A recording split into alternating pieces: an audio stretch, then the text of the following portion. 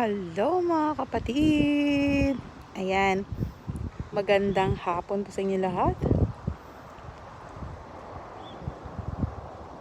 Halika, pasyal tayo sa garden. Ito yung mga roses.